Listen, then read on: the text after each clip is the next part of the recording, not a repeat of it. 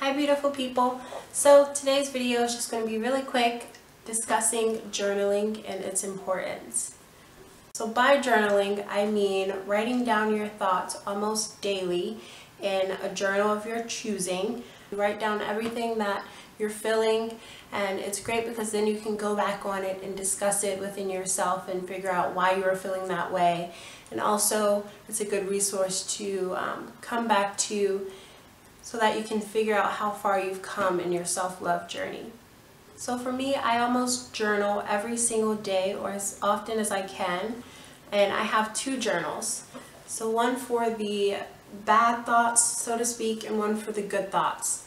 I find the separation very, very useful and very important, specifically when I'm going back to take a look at the notes and thoughts that I jotted down, because it's distinctive and it's representative of how I was feeling that day, and it's easier for me to go back to what I was feeling at that exact time. For a while I was noticing that I had more bad than good in my journals, and I decided to change that because I felt like I was being very particular in what thoughts I wanted to jot down for whatever reason. So I decided to jot down any thoughts that came to mind, good, bad, confused, whatever the case may be, because I truly wanted to figure out where my head was, what inner space I was in, so that I can move forward and figure out how to be happy and how to love myself. So for those thinking of starting their journal or diary, whatever the case may be,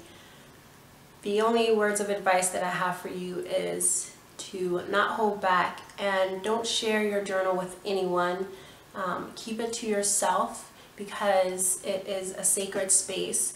And it's great if you have people that you don't mind sharing your journal with or that you can actually talk to on a day-to-day basis.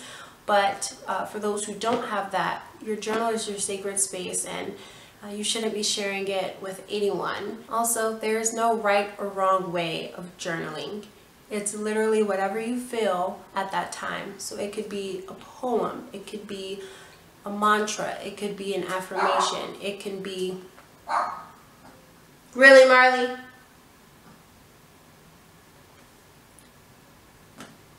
As I was saying, it could be a mantra, an affirmation, a journal entry.